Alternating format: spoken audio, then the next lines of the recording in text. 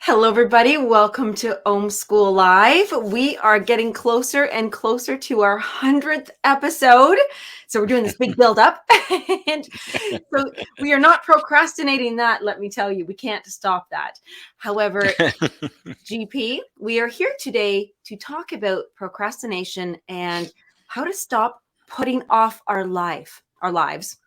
one's life. And I know that we all have had experience with this, and there's a lot of judgment and beliefs that go around this that I think we're going to end up doing a little bit of myth busting and shining the light on some truths here. This, you know what, I couldn't tell you a person I've spoken with who hasn't said, I've procrastinated, or I keep putting things off. But there was a comment made last week that really caught my attention. And someone said, procrastination has ruined my life. And right away, I'd like to invite everybody, if you could put in the comments here, just anything that, how do you procrastinate? How do you know that you're procrastinating? Why do you think you procrastinate? Share all your comments, because as you know, halfway through the show, we're going to go into those comments and start sharing any answers and support and guidance that you might need. But GP, when I think of when I procrastinate, I would think it's your typical, I don't have time, I don't have energy, or if I dug a little deeper, I might get to fear. Like, ew, I'm afraid. I don't know how. I don't have the skills. But you put a whole new twist on this in the light letter. So make sure everybody signed up. But when I brought this to you, procrastination has ruined my life. If somebody is so bold to say that, wouldn't you think that they could just stop it? Well, stop. Just stop it. Stop it. Oh, were it only that easy, right? We're dealing, as always, we're dealing with a set of conditions and programs within the nervous system that are operating and reacting to the environment. And you have to dig pretty deep to actually get down to the root of it. Like you said, you go a little further and I'm afraid, but that's not actually the answer either. Because what you're afraid of, on the conscious level, you'll be thinking about the consequences of doing it or not doing it, or something like something like that. That's Lulu. She's come over to steal my pen. But what the nervous system is afraid of could be something very different. It's always a protective mechanism. Always. It's something you simply, and you can deal on it on several different levels. I mean, it could be something you're obligated to do and you really don't want to do it, right? And it's just, it's where it's something you were committed to and you just kind of lost all your enthusiasm for it. So this is why I procrastinate, actually, because of that. They're very valuable for helping you procrastinate. Yeah. And those are the kind of things that you might be able to get a handle on and kind of power through. Okay, I got to do this, right? The long-term commitments, right, that you're no longer into. That's a different matter. That's take more of an unraveling to get there. But I really want to focus on the stuff that's happening under the surface. Even you can even get in touch with the fact that you're afraid. I'm putting this off because I'm afraid the boss isn't going to like it. Right? I don't know how to do it. Is it good enough? Did I do a good enough job? And oftentimes, until you've done a job a few times, you don't know. Right? There's a genuine, and in fact, that's a very appropriate place to be a little bit nervous, right? Because you don't know, right? Mm-hmm. And now, the very natural thing to do is, well, I don't know. There's only one way to find out. And I gotta just kind of move through this fear and hand it over and say, what do you think? Is this okay? Does this work? Does this not? And if you have a loving teacher, guide, or whatever, it will be a gentle correction and nothing punitive. But then there's another level that makes it impossible. That just makes it almost impossible. Well, it's impossible at the conscious level. You can't go there consciously to do it. Like that experience I have of walking past the therapist's door 3 times, and I'd been there dozens of times, right? Right? How do you stop stuff like that? It took an enormous amount of effort for me to focus the attention because it just didn't want to go there, right? Mm. And so the step one is always the same. It's not your fault, right? You're not flawed. You're not broken. It's not a character defect, right? It's it's a pattern that got put in there early and just has accumulated and morphed into different forms over your whole life.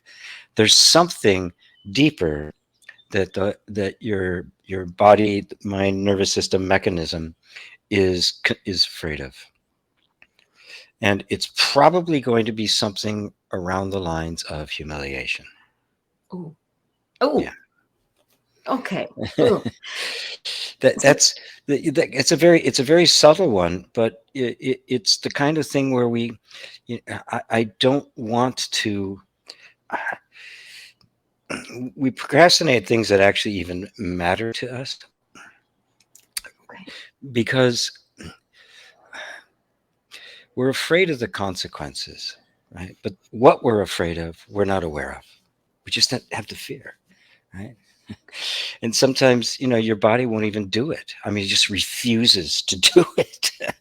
Other Really? times it'll be distracted. It'll be there'll be an errand that absolutely has to be. That drawer really needs to be cleaned right now, right? You've left it for 3 months, but it has to be cleaned right now. Right?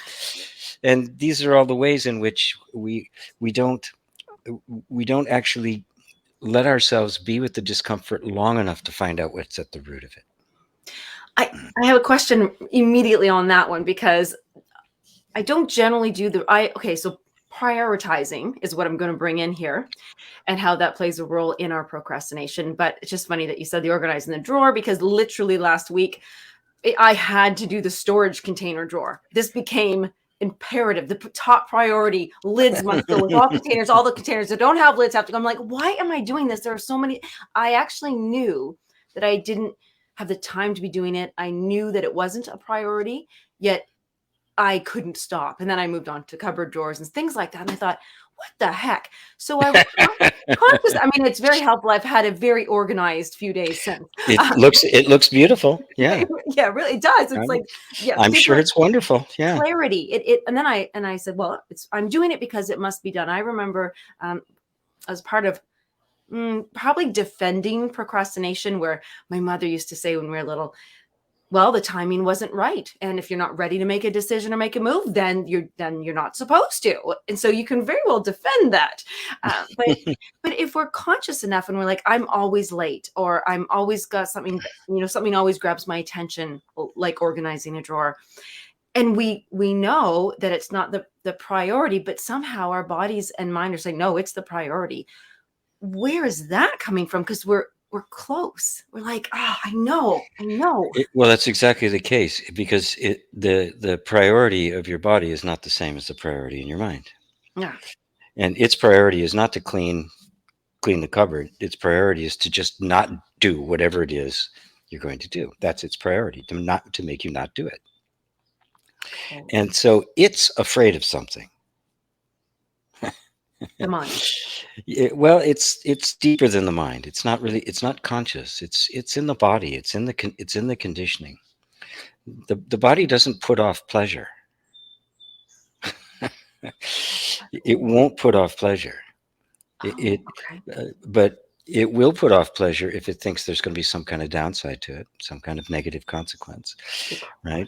The pleasure of asking somebody out, it'll procrastinate because they might say no. Rejection, humiliation. The rejection and humiliation. And what it means is that in a case like that there was enough of that humiliation that went on early on that the anticipation of it the anticipation of that pain is far greater than the anticipation of the pleasure. Ooh. Okay. That's interesting.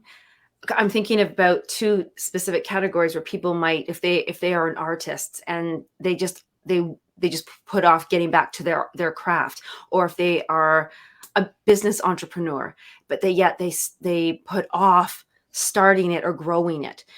So that becomes, they're more afraid that they would fail or whatever. Does it always rely on a past experience, or just purely could be an anticipated, I don't even know, I've never even failed before, but I could fail and now I don't want to? Well, it could be a fear of failure. It could be a fear of success. Right? It could be a fear of the changes that would result because of whatever it is you're going to do. The fear of looking bad, right? Oftentimes it can be you're afraid of making the money. You're afraid of asking for a favor. You're afraid of networking with people, right? You're afraid of asking for things. It can be, it's a mechanism. Procrastination is a solution to a problem.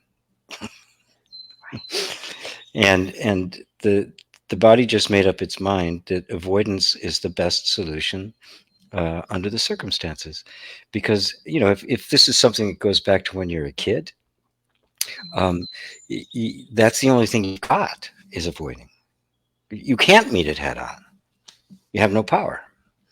So you have to find more sneaky ways to to put stuff off. And if and if there's no if it's not an environment that's loving and cooperative and the like, in which you learn how to cooperate as well as learn how to take care of yourself, right, it's going to feel real burdensome. Everything is going to have a burden attached to it. Now, you just said about some sneaky ways and other mechanisms. And I know that we mentioned in the light letter that that one of the tools is EFT. And now this is making more sense to me that you've said that it's the mind who needs something to do to keep safe, to protect itself from this thing. And when we do tapping in the way that you help us, it's just to get into the body. So I guess so the body would procrastinate as well if it says I'm not safe, and then the mind procrastinates in its way. Are they ever on the same page? Well, yeah, sure, they can be. Right. I mean, the mind can be driven by conditioning, or it can be driven by insight. Right. It doesn't produce either. Right. The mind is simply the various kinds of thought patterns that have arisen over on top of this layer of conditioned patterns that's already in place, that's there whether the mind's there or not. Right. It's like the conditioning of an animal or a small child. There's no mind there. It's not discussing anything. It's not assessing how it's doing what it's doing. It's just doing it. Right. And the mind comes in later, and as the mind develops a sense of identity, it begins to solidify it. It gets even more, because now the mind is now operating under the regime of the conditioning. Mm-hmm. It's not free, right? It can only get free when we bring awareness to it, self-awareness to it. The self-awareness is what scrutinizes the mind, which is something other than the mind. Right. Okay, that's neat, because that's going to come into this question is so we have to have this conversation. So we aren't just a trained animal. We are having the conversation. We are having self-inquiry, going to self-awareness. Would a question, or is this too like blaming feeling, but to say, wow, am I really procrastinating, or do I just not have the energy? I'm in pain. I'm tired. I'm worn out. I've given it all to everybody else. How do we know the difference between all of those real things versus it's fear-based, I'm afraid of? Right. Practice is the only way. I mean, practice and sharpening one's assessment, one's ability to discriminate. I can feel the difference when I'm feeling unenergetic because because it's resisting something, or I'm unenergetic because I'm tired. It has they have distinctly different feelings about them.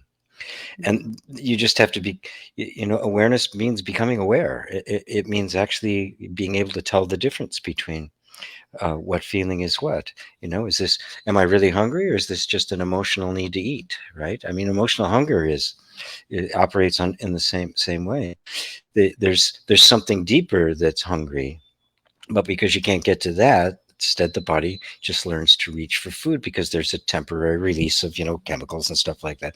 There's a temporary moment to feel good, and there's a payoff to procrastination, right? It's more comfortable. It's more comfortable than doing it, than doing whatever it is that you're putting off. And it's a very difficult thing to get to the root of, and be functional, right? One of the dangers of the whole self-inquiry, just self-assessment and personal growth, is that we can use that as a means to procrastinate. Well, I'm going to work on that, and I'm going to get to the bottom of that. In the meantime, I'm procrastinating, right? Yes, absolutely. Yeah. Anything can be put to the task, unless there's awareness there. So uh, I like to take things from both angles. You want to dig in, you want to get down to the root of the thing, but you also want to act, right? You don't want to become, an paralysis by analysis, right? You want to be, working on it so much and meditating it over so much that you don't get off your ass and do something. And the best way to do that is to get support, get somebody to help you, get somebody, an accountability partner, right? A goal buddy, right? As anything, so that there's a reminder that you want to do this, it's going to be hard, and there's somebody there who can help you out, a group, sangha, a coach. I mean, a paid coach. I had a coaching company that I hired several months ago, and that's all they did was just hold me accountable. Here's what you're going to do this week, and I'd do it in a little thing, and I'd report to it. It worked. It helped, right?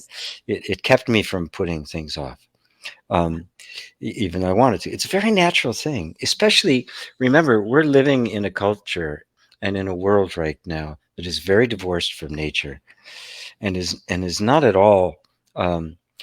Is not at all very nice to us just plain folk. Yeah, to our natural flows. Yeah, it's a very grueling and demanding economic system we're living under. It's the United States is the worst, right? Canada is much better. Europe is much better. United States is the worst, but it's all a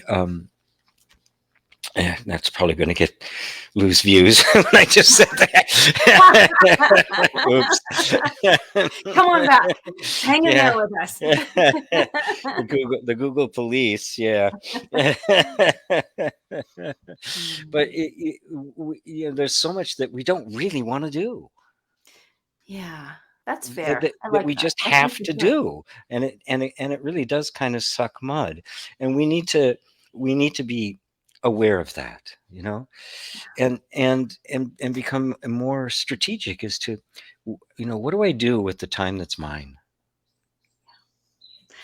That felt very understanding. Like I felt, not like, oh, I'm not just the only one, but that felt like, that's right. The world that is happening at this moment is filled with a lot of demands or commitments and things that we really don't want to do them, but we know if we don't do them, then the consequences are a little bit so we just push our way through. Or actually, again, another comment made this week that's coming towards the show was, by the time I'm done doing for everyone else all day, I just try to find some me time.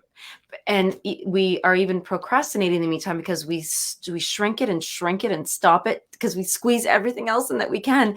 And then we eventually just push ourselves off the edge that we've procrastinated even ourselves. Now, when it comes to that, because I think a lot of people really do that, I'm guilty. But not so much anymore. I got my me time in. You do. I can vouch for that. Yeah. Yes. Yeah. But it's taken certain choices, practices, and actions to get there, and also to dive into those energetic assumptions and beliefs. Do I really have to not do this because I'm doing this? And do I, so where is it we can start? No. backing up my question. What you mentioned in the letter about confidence, self-confidence, self-love, is that what is being questioned or not supported when it comes to putting procrastinating our own self? Well, yeah. We fill up our days with habits, various kinds of commitments and stuff that we have to do. And if we really scrutinized it, if we scrutinized it from the priority that said, I'm important too, we would have a different set of priorities.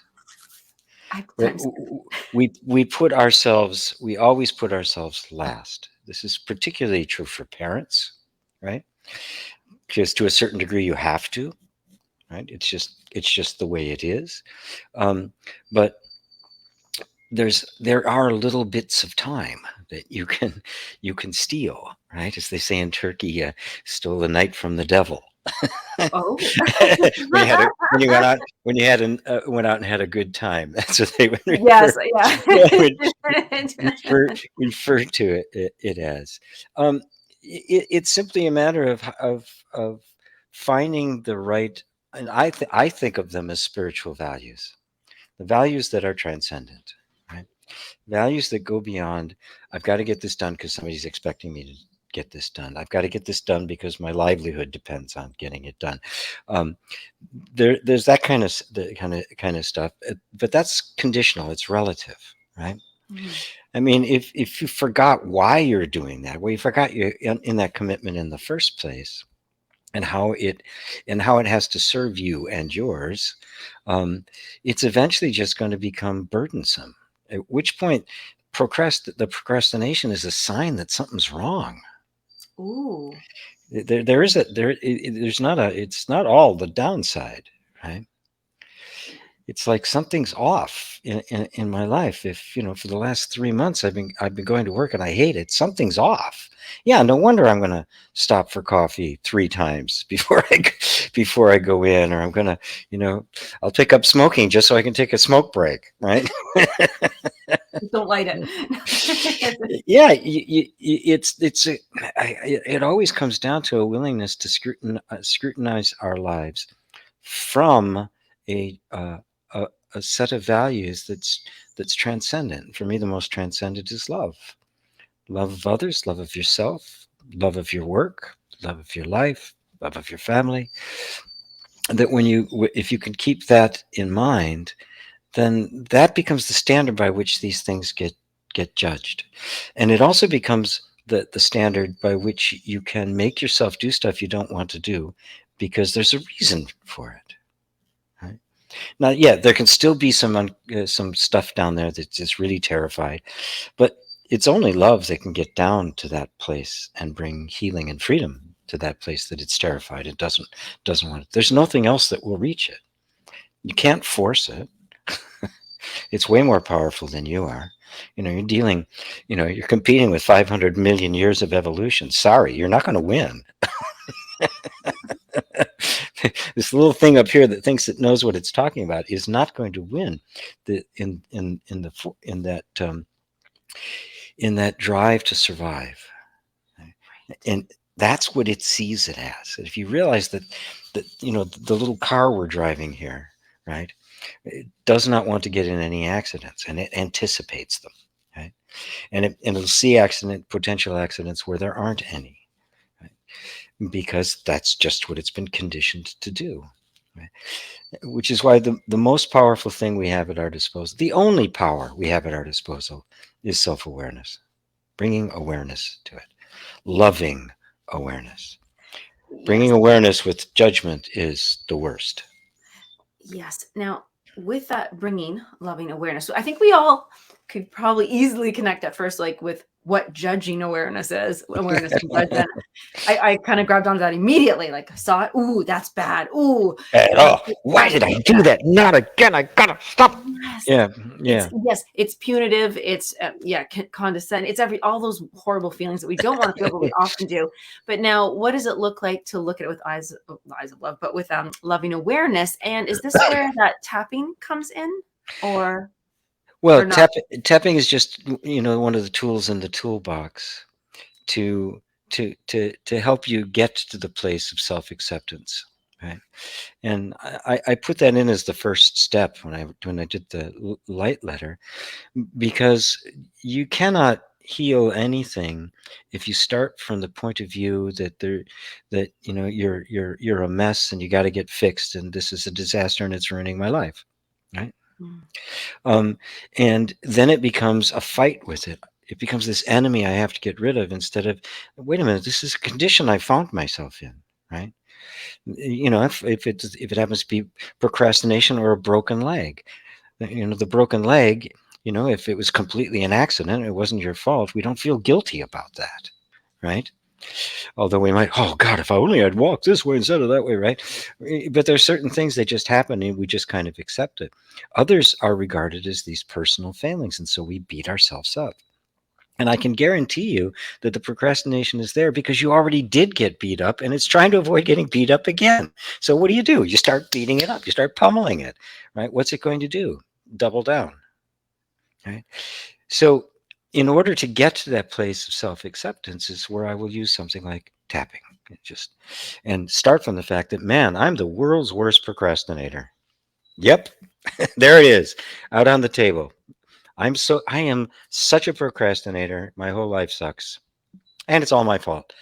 And you can, and it scares the hell out of people when they hear me do things like that, because I don't. They think they're affirming it, but they're not.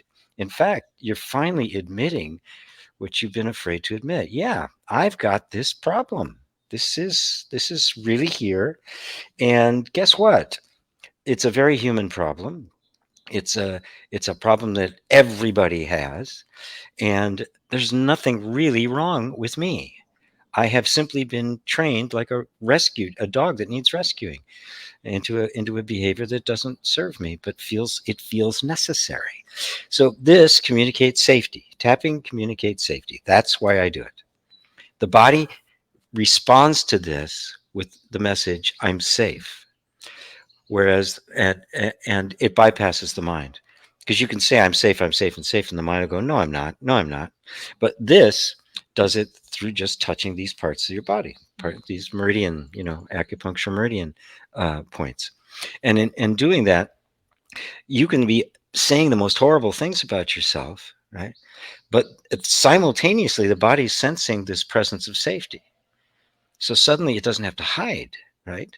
It can let this stuff come out. I often refer to it as, the coming clean phase, right? I'm just kind of putting it all out there. This is what it is, and I hate it. I wish it was different, but it's not. So here it is. It brings us to a point of self-acceptance is at the end of a long road, right? And weed whacker. Hold on a second. I'll just share with you guys, as we're fixing that, is that oftentimes it's like the gloves are off, and kind of finally, like when a little kid has been accused of something, they're like, no, no, no, and they finally say, oh right, yes, I took the cookie. And then it's a total relief. Yeah, It's a total relief. I don't have to hide anymore. exactly. And at the beginning, the acceptance of the condition as it is self-acceptance. That's the first step, right? People think of self-accept, they always think in the last, oh, I just love myself, I'm just right. No, it's just, man, I feel really shitty. This was terrible. This feels horrible. I'm terrified. I don't know what's going to happen. Right? That is self-acceptance. Being present with what you're actually feeling in that moment with all honesty, because that's you.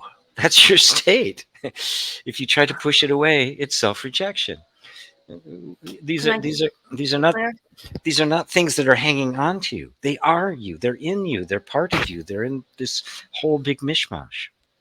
Can I just clarify and ask, make sure that self-acceptance is actually just the awareness of the emotions that you're truly feeling in the presence and the honesty. But the way we most often think of self-acceptance is accepting the conditions and the response, the behavior. Correct. Ha. Okay.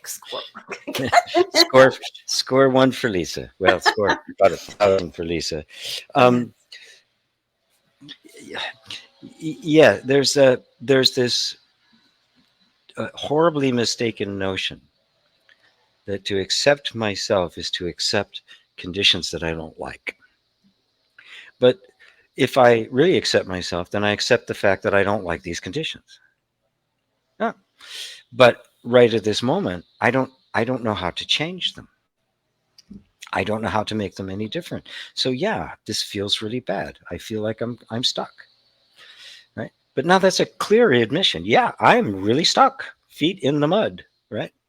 That's a very clear admission, and I don't want to be here, right? And I'm here. Just the acknowledgement of where you are with all of the emotional content, right, is the first step in self-acceptance, right? You don't have, people talk about you want to embrace your feelings and that sort of thing. Sometimes we can't embrace it, you know.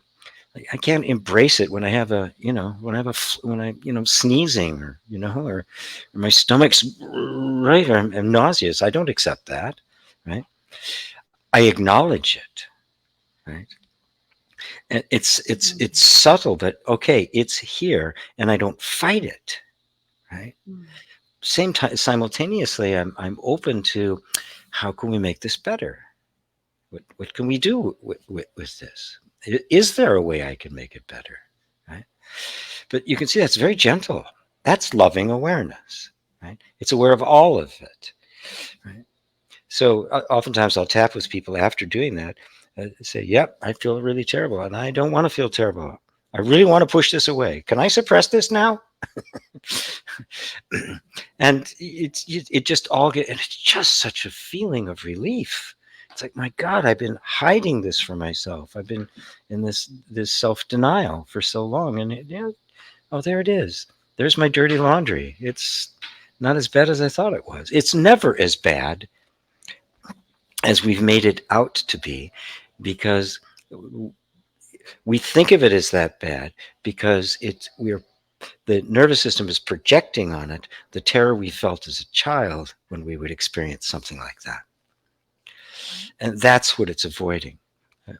But that terror won't be the terror for you as a functioning adult, at least somewhat functioning, wanting to function better.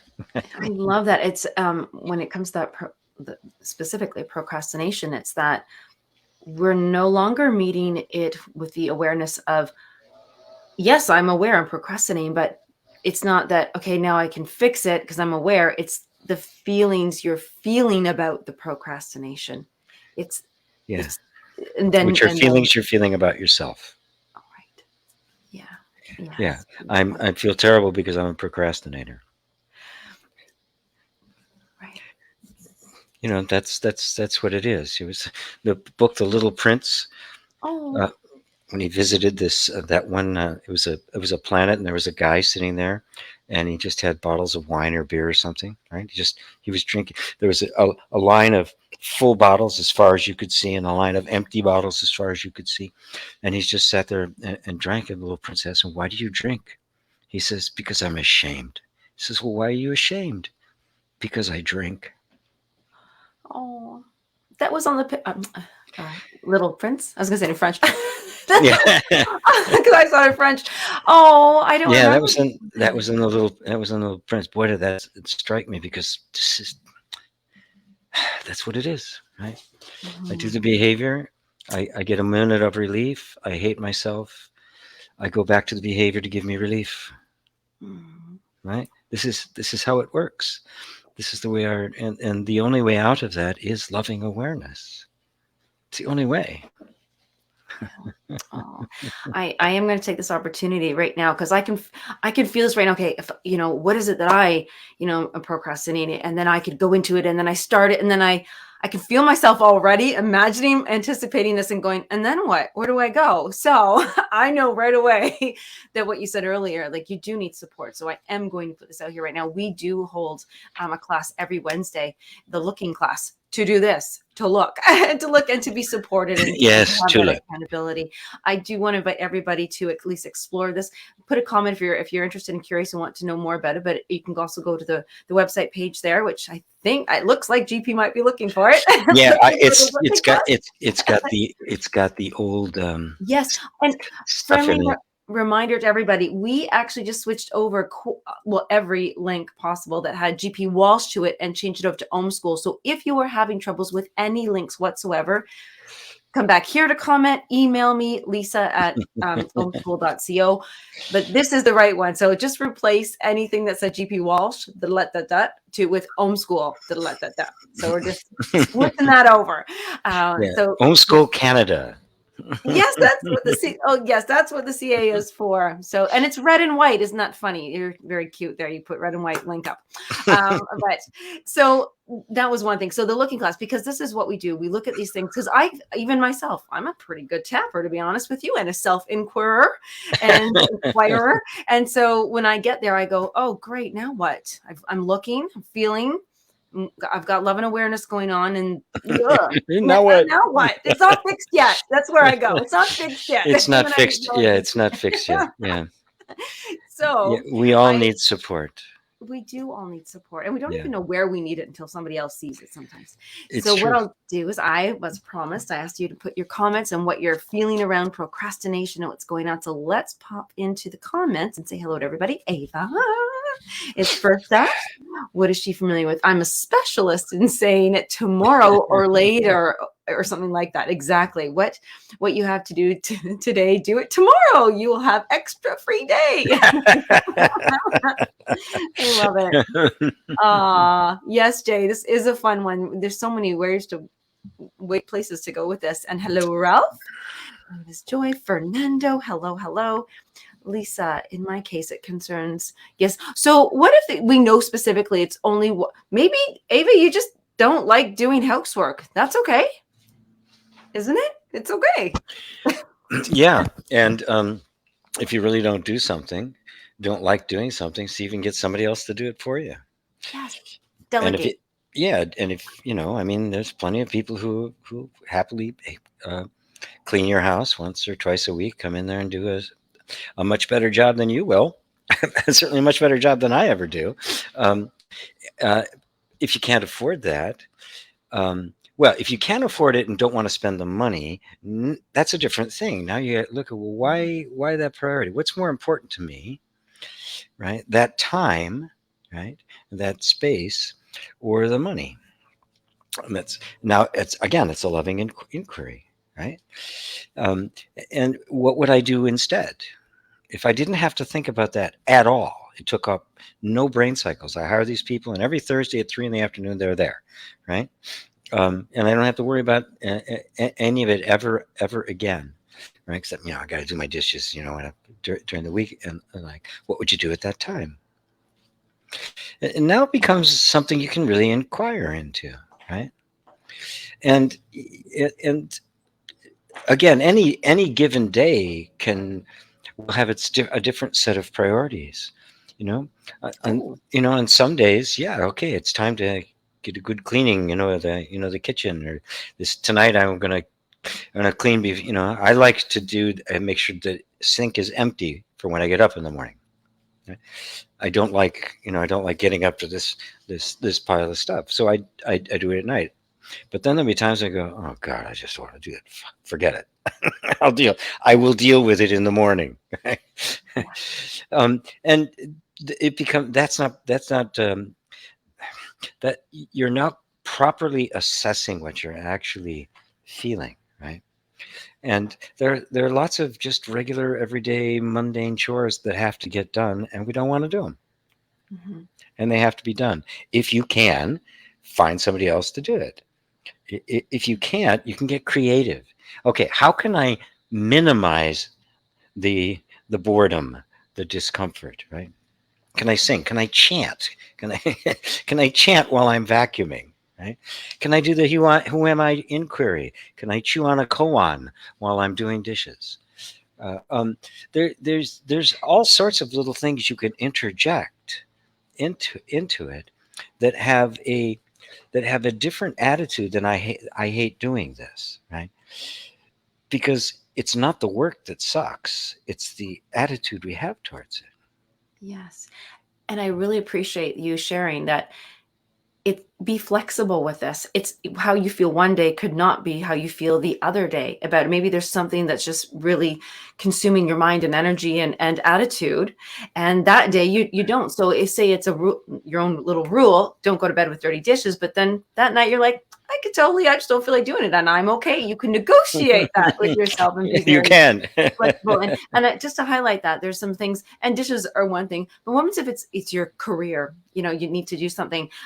I was, I'm a published writer, and I used to write all the time, and it was easy and it flowed. It was so good. And then suddenly I started procrastinating, and then I built up a fear about that I was going to procrastinate. Then why was I procrastinating? Then I couldn't even write, even if I wanted to. And it started overwhelming me, and there was a lot to, and so eventually I did delegate. I'm like, I'm just going to stop writing for a little bit. And then some other thing will show up, but it's very interesting. That I love that. So be flexible. It doesn't always stay the same, and sit with that, inquire how you're feeling truly with that. Every day is different. You're going to be different every single day. We don't have to anticipate. You don't have to anticipate that tomorrow I won't want to do the housework, right? We just assume it's always going to be the same. Well, why? Right? Mm-hmm. I mean, sometimes, you have to do some mundane job, and one day it's just like, oh God, it's like getting a root canal, right? And another day you just kind of whiz through it. It's just like it happens by itself. If we pay attention to those things, we won't have we won't lock ourselves into a self-fulfilling expectation, right? Which sets our hearts and our minds free, so that I have access to the loving awareness even when I'm doing something I don't really want to do. I still have access to the disposition, the natural fluidity and bounty that's available within all of us at any given moment, right? Yes, I love that. Oh, now Scott always gives us beautiful stuff to read here, and I always forget to put my screen bigger. So here we go. My question. Really good. My question seems related but broader, and relates to this topic in terms of my mind's priorities, reactions, and fears. Here it is. All right. Conceptually, I can realize I am watching thoughts and aware of them. I just switched my screen. It is not so interesting, special, different, or some great realization, but rather boring, a bit detached. I am less reactive from this place. I can see the egoic, sorry, that was a P there. Egoic programming reacts from awareness much of the time. Other times I forget this aware perspective and identity with the body and thoughts. Okay. And then usually when I am pulled into some flow, later I recognize I was pulled in. I have been stuck here in this place. Oh, stuck like as in procrastinating, stuck, shifting back and forth for a long time. Maybe you can point in something. Am I missing something? Maybe you can point to something I'm missing. So is the question here between procrastinating or being just really into thought? What he's talking about is that loving awareness, the self-awareness, is when you become aware that you are watching thoughts. You're not your thoughts. You're not your emotions. You're not your body. You are something else altogether. And you can tell that because you can watch it. If you can see it, it's obviously not you. If you can look at it, it's obviously not you. And yeah, at first that can seem a bit boring. But boredom is always a state of mind, because the mind wants to always have something that it can to do, right? And so there's nothing here. I don't see anything, right? So even that boredom is another thought. It's another feeling to be observed, right? So the observing becomes total. Now, first off, celebrate, because most people fall into that flow and never get out of it their entire life. They never have that moment of going, oh, I was sucked into it, right? So first go, wow, I didn't wake myself up. Something woke me up, right? I was completely identified with the body and mind, and something just kind of tapped me on the shoulder and pulled me back. Well, and what was that? Well, looking even more deeply at it, you find that the thing that's going in and out is attention, not you. So we say, I got pulled into it, right? There's an experience of recognizing that attention was completely in a trance. It was completely absorbed into this thing. The recognition of that is coming from some other place, but it was so absorbed that there was a sense of being disconnected with your aware self. Right? But if you if this is subtle territory, because there's no words for this, um, that which pulled you out, right, is actually you. That which is being pulled out or disappearing into a trance is nothing but the conditioning of attention. You are, in fact, always awake. Awareness is always present, but attention goes to all sorts of different places. It jumps over here, jumps over there. It can get really focused and get completely lost in something. And in those times of meditative practice, we pull back completely from the attention, right? And attempt to take that attention and look at ourselves, to look at the one who's looking, which is of course impossible to do. But in the process of doing that, you do begin to step beyond just where the focus of attention goes to a place that is a completely different level of perception. It's just being. You just are it. And you can't describe, you just, it is the place of being, not knowing. That's a tough one to describe, but I hopefully you followed me on that, Scott. I want you to notice that everything you mentioned are thoughts about the experience. So pull back from all thought. All thought. Don't even engage. It's boring. I'm meditating. Those are just more thoughts coming, right? The ultimate meditator, who is it? Who is it that's seeing the thoughts? The real one that's seeing the thoughts is the Buddha. That's the Buddha mind.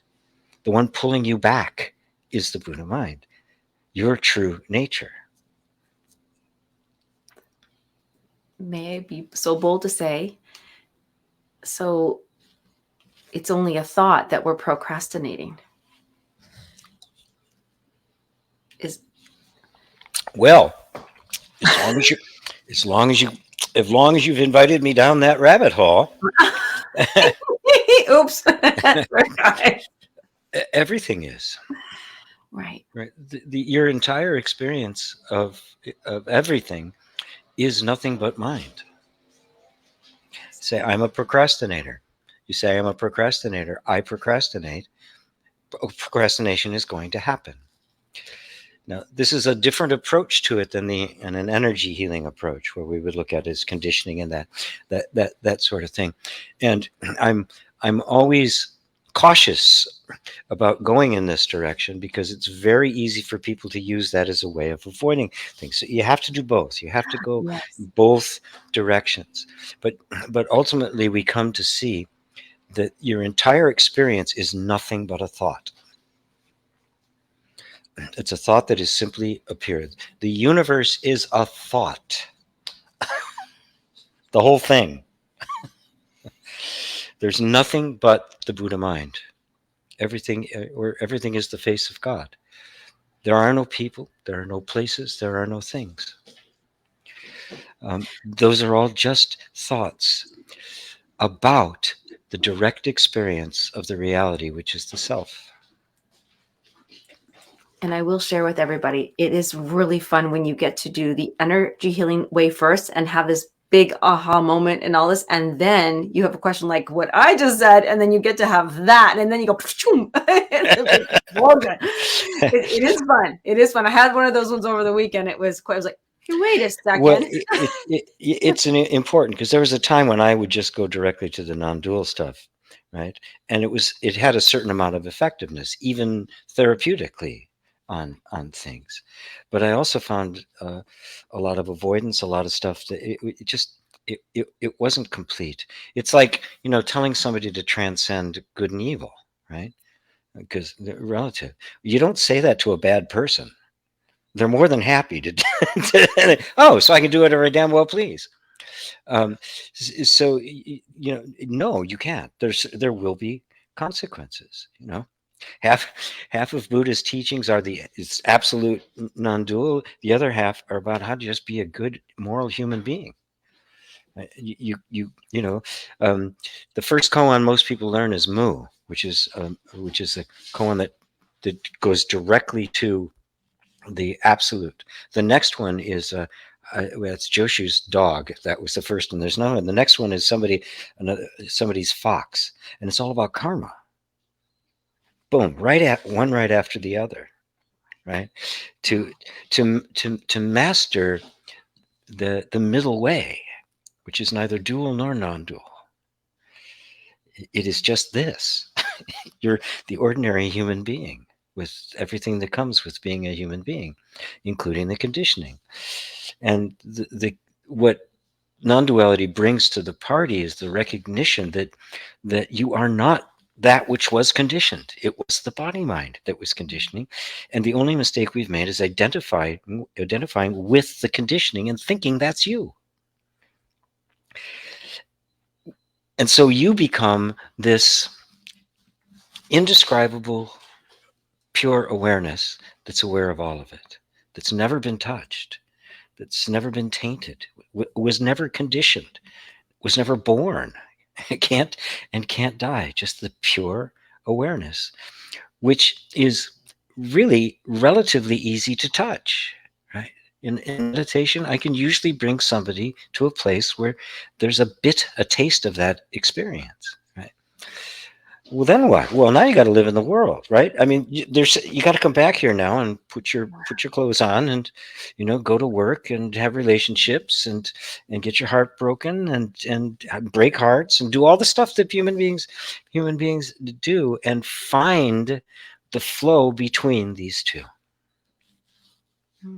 That's the job. That's the practice. That's spirituality in a nutshell. That's not to crack. Right? And it's all available for you guys. Absolutely. So everyone is invited to that party.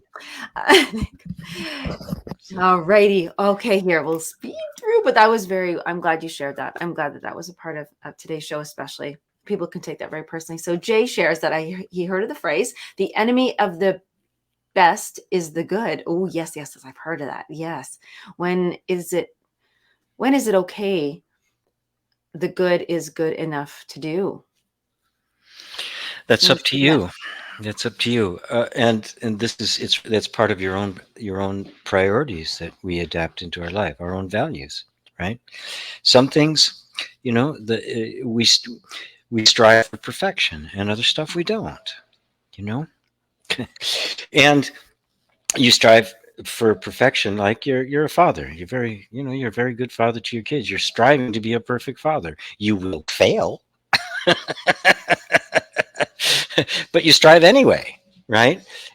Because every single moment you're learning, well, right now, what do I do now? How can I handle this now? He's got this thing that's come up. All of a sudden, he might be 9 years old, and wham, he gets hit from, some karma from 12 lifetimes ago, right? You don't know who you're even talking to anymore. You just don't know what's going to come up. So the best, you always want to do the best. Be present.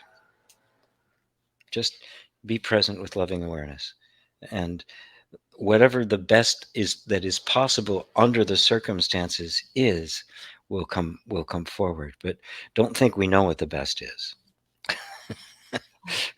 because then you'll always be comparing this, and you'll never feel like you've ever done anything, because you'll always be comparing. I used to compare my compositions with Beethoven and Mahler, right? It's like, dude, are you an idiot? It's sometimes you just can too. You can compare. Why not? Well, of course, I learned from all of those guys. I spent plenty of time going over box scores and things like that, trying to, and to quote Pat Metheny, compared to Bach, we all suck. And it's true. It's true. You go and just how I'm just happy I can make a little counterpoint thing happen, and Bach does it in his sleep. It's like, yeah, all right.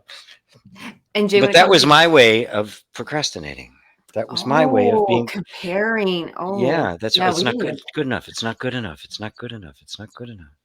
Perfectionism and comparing, and when the big rocks, anticipate that there will be big ones and little ones, and take them as they show up. Just like when GP talks about feeling in the body, like people say, okay, I'm going to work on this problem. Well, no, you can work on the problem that shows up. Maybe the problem you think is good, you want to work on, is not the problem you actually need to work on. It actually simplifies the whole diagnosis process. It's like, okay, well, what are you feeling right now? Done. Right. And that's all you have to deal with. That will open the door to absolutely everything else. Yes. And hello, me 23. Hello, David and Elaine.